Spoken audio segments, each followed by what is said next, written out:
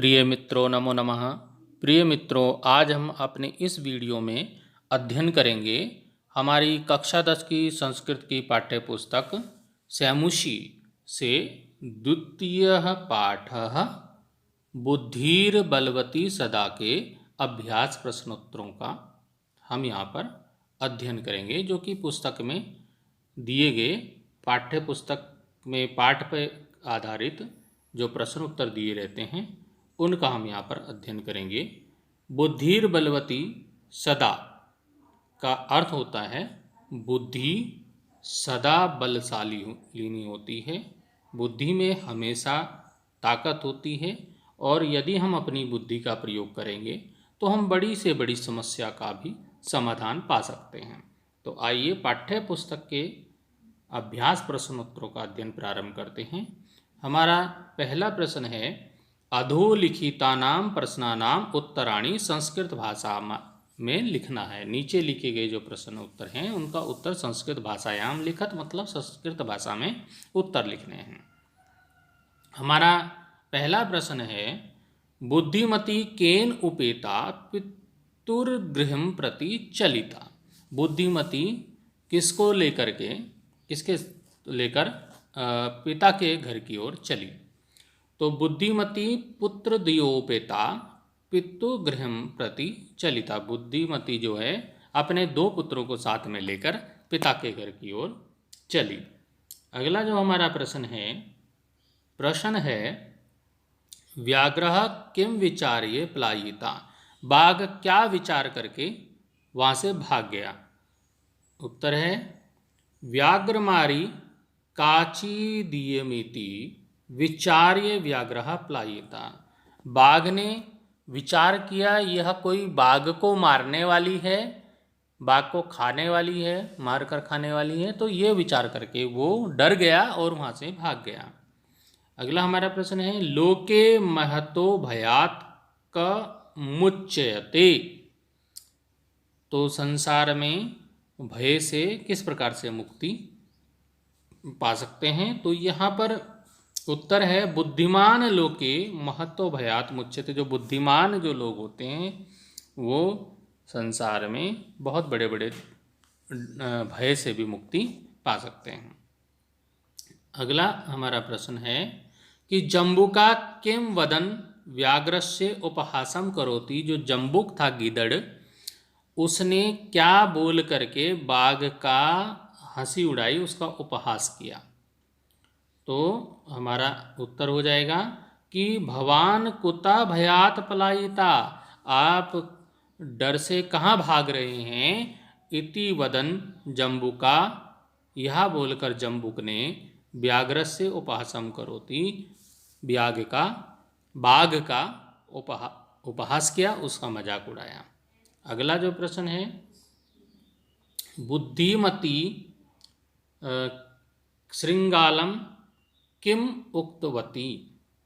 बुद्धिमती ने श्रृंगाल से क्या कहा। श्रृंगाल भी गीदड़ को ही बोलते हैं, तो क्या कहा उत्तर देखेंगे। बुद्धिमती श्रृंगालम उक्तवती। बुद्धिमती ने श्रृंगाल से कहा, रे रे धूर्त त्वया दत्तम मह्यम व्याघ्रत्रयम पुरा। हे दुष्ट गीदड़, तुमने मुझे पहले 3 बाघ दिए थे, पहले तुमने मुझे 3 बाघ दिए थे खाने के लिए। विश्वास अधिक मानी, विश्वास दिलाकर आज एक लाए हो। कथम यासी वद अधूना। अब बताओ क्या करना है। कहने का अर्थ कि बुद्धिमती ने अपनी बुद्धि का प्रयोग करते हुए कहा कि हे गीदड़, तूने मुझे पहले तो 3 बाघ ला के दिए थे और आज तूने मुझे विश्वास दिलाया था कि मैं 3 लाऊंगा, लेकिन तू एक ही लेके आया। अब बता क्यों किया तूने ऐसा। अगला जो प्रश्न है हमारा प्रश्न है, स्थूल पदम आधृत्य प्रश्न निर्माणम कुरुत। जो स्थूल पद हैं जो दिखाए गए हैं, प्रदर्शित किए गए हैं गाढ़े काले अक्षरों में, तो वो स्थूल पद हुए। जैसे कि यहाँ राजसिंहो है, चपेटया है, कया है, व्याघ्रम है, तो ये गाढ़े काले में दिखाई दिए हैं। तो गहरे काले में जो दिखाई दिए हैं वो स्थूल पद हैं। अब स्थूल पदों के स्थान पर प्रश्नवाचक शब्द लिख करके हमें प्रश्नवाचक वाक्य प्रश्न का निर्माण करना है। हमारा ये है पहला, तत्र राजसिंहो नाम राजपुत्र वसति, इसमें वहाँ राजसिंह नाम का राजपूत रहता था। तो अब इसमें क्या है कि ये तो हमें पता है कि वहाँ राजसिंह नाम का राजपूत रहता था, लेकिन हमने प्रश्न बनाना है कि वहाँ कौन रहता था। तो कौन रहता था, कौन राजपूत रहता था, वहाँ कौन राजपूत रहता था। तो क्या होगा, इस राजसिंह की जगह पर हमने लिख दिया कह होता है कौन, और बाकी तत्र को तत्र लिख दिया, नाम को नाम लिख दिया, राजपुत्र को राजपुत्र लिख दिया, वसति इस्म को वसति इसमें लिख दिया, और अंत में प्रश्न बन गया तो प्रश्नवाचक चिन्ह का प्रयोग कर दिया। तो इस प्रकार से प्रश्न निर्माण हुआ। तत्र का नाम राजपुत्र वसति इसमें, वहाँ कौन नाम का राजपूत रहता था। अगला इसी प्रकार से इसमें है कि बुद्धिमती चपेटया पुत्रो प्रहरवती, तो बुद्धिमती ने उनको थप्पड़ मारे अपने पुत्रों को और उनसे कहा। अब ये है कि बुद्धिमती को बुद्धिमती लिख दिया, चपेटया की जगह यहाँ पर क्या लिख दिया, कया लिख दिया, और पुत्रो प्रहरवती ये प्रश्नवाचक बन गया। इसी प्रकार से अगला वाक्य चलेंगे। तो व्याघ्रम ये स्थूल पद है, अब व्याघ्रम की जगह पे क्या लिख दिया, यहाँ पे कम लिख दिया, और बाकी पूरा का पूरा वही उतार दिया यहीं पे और प्रश्नवाचक चिन्ह लगा दिया। तो व्याघ्रम दृष्टवा धूर्त श्रृंगाल अवदत्, बाघ को देखकर धूर्त जो श्रृंगाल था वो बोला। तो अब प्रश्न हो गया कि किसको देखकर धूर्त जो श्रृंगाल है वो किसको देखकर बोला, तो ये यहाँ पे कम हो गया। अगला जो हमारा है वो है घ, त्वम मानुषात विभेषी, तुम मानुषात होता है मनुष्यों से, विभेषी डरते हो, तो यहाँ पर मानुषात के स्थान पर लिख दिया कस्मात, विभेषी तुम किससे डरते हो। अब चला अगला प्रश्न हमारा, पुरा त्वया मह्यम व्याघ्रत्रयम दत्तम, पहले तुमने मुझे 3 बाघ दिए। तो अब यहाँ प्रश्न हो गया, पुरा त्वया कसमयी हो जाएगा यहाँ पर, इस मह्यम के स्थान पर, पूरे के स्थान पर नहीं होगा, सिर्फ इस मह्यम के स्थान पर कसमयी हो गया, और बाकी पूरा का पूरा वही उतार दिया, प्रश्नवाचक चिन्ह लगा दिया। इस प्रकार से प्रश्न वाक्यों का निर्माण आप परीक्षा में कर सकते हैं। बहुत ही महत्वपूर्ण प्रश्न है, और एक प्रश्न 4 अंक का ये परीक्षा में अवश्य आता है। अगला प्रश्न संख्या 3 की ओर चलेंगे।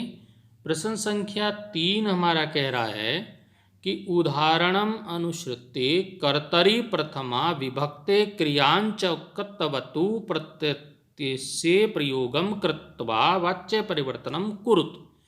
अब इसका अर्थ ये हुआ कि जैसे नीचे उदाहरण दिया है, उदाहरण यहाँ पे देख लीजिए हमारा है तया अहम हंतुम आरब्धा, तो अब इसके स्थान पे क्या लिख दिया, सा माम हंतुम आरब्धवती।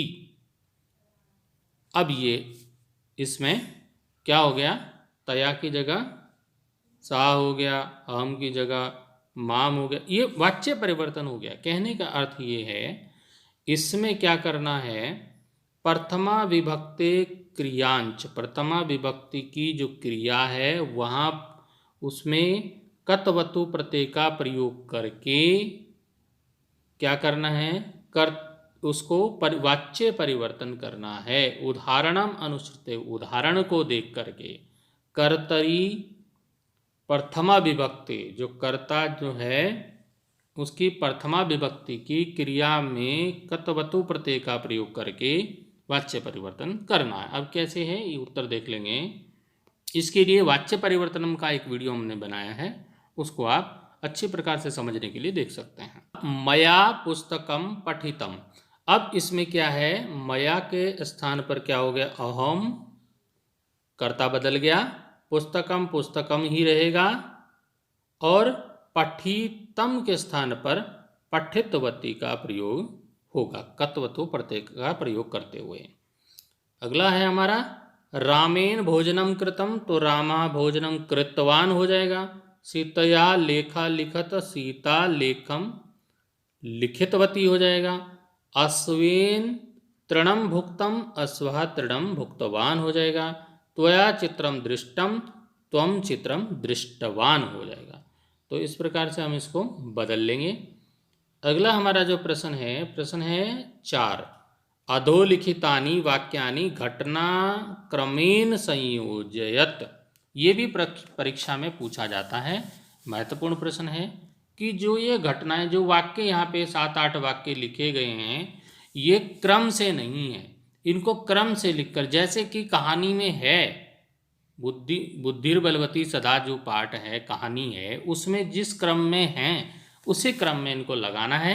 ये उल्टे सीधे क्रम में लगे हैं। जैसे व्याघ्रा व्याघ्र मारी, इयमिति मत्वा पलायिता, बाघ की ये बाघ को मारने वाली है, यह मान करके भाग गया।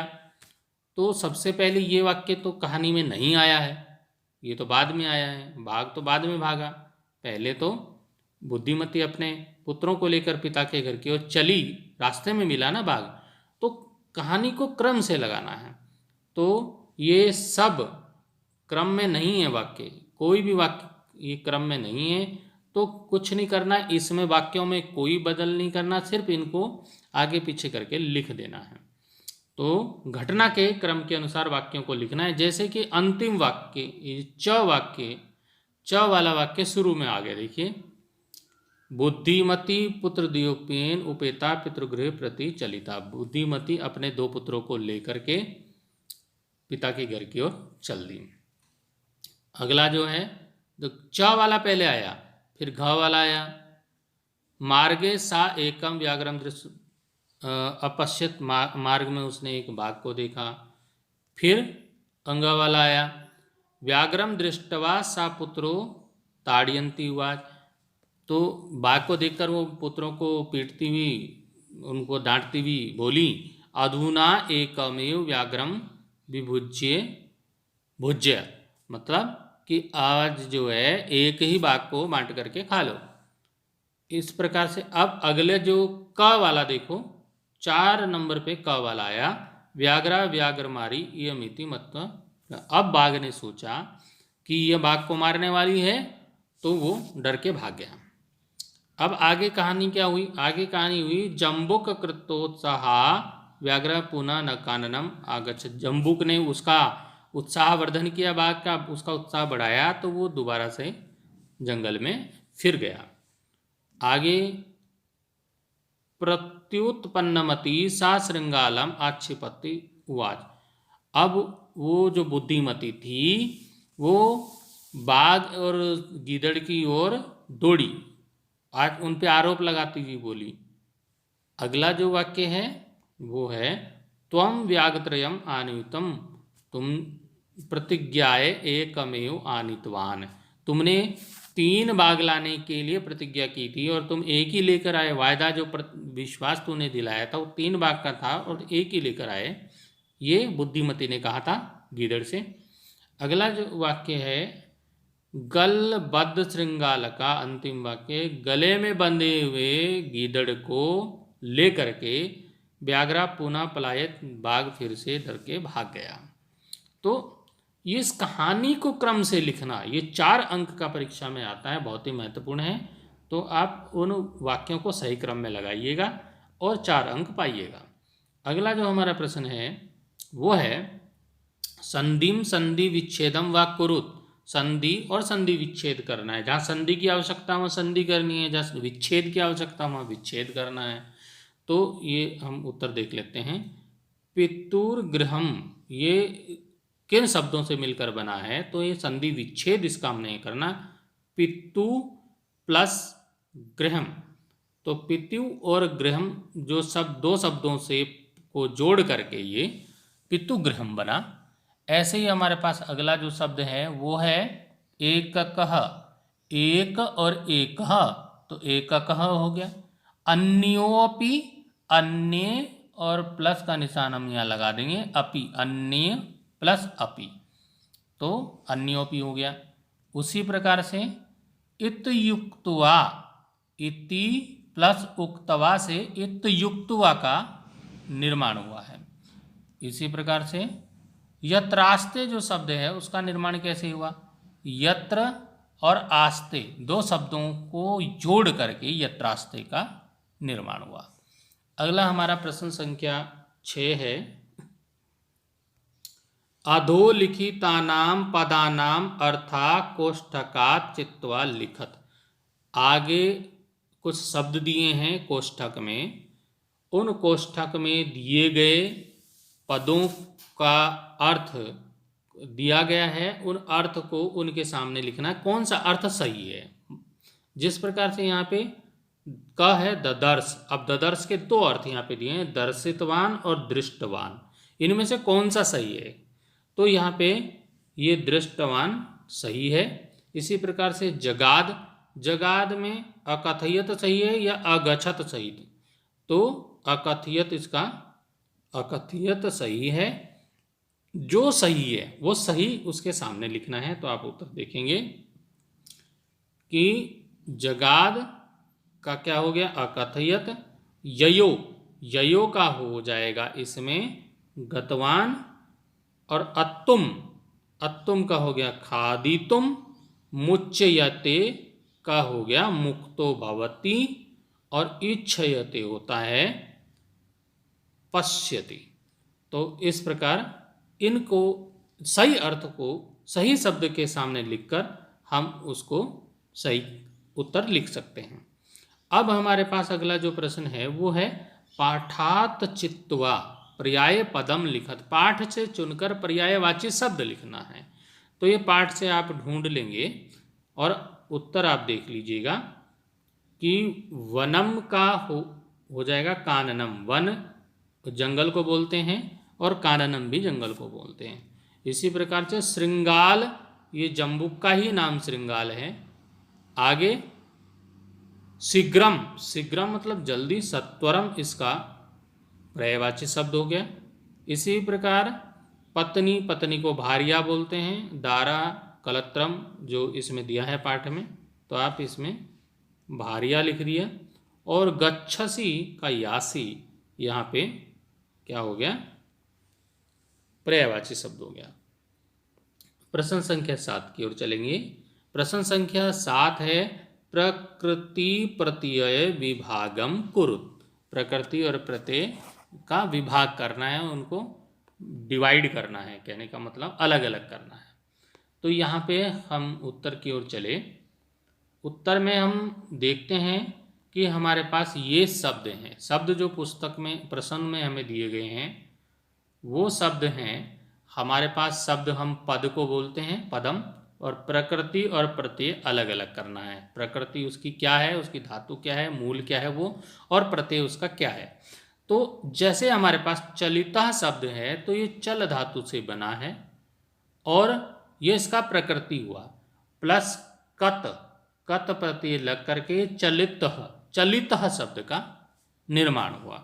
इसी प्रकार से नष्टः, नष्टः से नस और प्लस कत, नष्टः हो गया। आवेदित, आवेदित आविद और कत, दृष्ट, दृष्ट दृश्य और प्लस कत, गत गमकत, हत हनकत, पठित पठकत। तो इस प्रकार ये बने हैं शब्द। लब्ध लबकत, तो इसमें आपने देखा कि सब में एक ही प्रत्यय का प्रयोग हुआ है, वो प्रत्यय है कत प्रत्यय का यहाँ पे प्रयोग हुआ है, एक ही प्रत्यय का प्रयोग हुआ है। प्रकृति अलग अलग है, प्रत्यय एक ही है, और इस प्रकार इन शब्दों का निर्माण यहाँ पर किया गया है। तो ये था हमारा जो पाठ बुद्धिर बलवती सदा, जिसका अध्ययन हम अपने पिछले वीडियो में कर चुके हैं। इस वीडियो में हम अभ्यास प्रश्नोत्तरों का अध्ययन कर रहे थे और मैं आशा करता हूं कि आप प्रश्नोत्तरों को भी अच्छे प्रकार से समझ गए होंगे। मित्रों, मेरा आपसे निवेदन है कि आप वीडियो को पूरा अवश्य देखें ताकि आप प्रश्नों के उत्तर अच्छे प्रकार से समझ सकें और इस वीडियो को दोस्तों में भी शेयर करें, जिससे कि हमारा वीडियो बनाने का प्रयास सफल हो सके, सभी इसका लाभ उठा सकें। तो अभी इस वीडियो की यहीं से समाप्ति करते हैं। अगले वीडियो में अगले पाठ का अध्ययन करेंगे। तब तक के लिए धन्यवाद।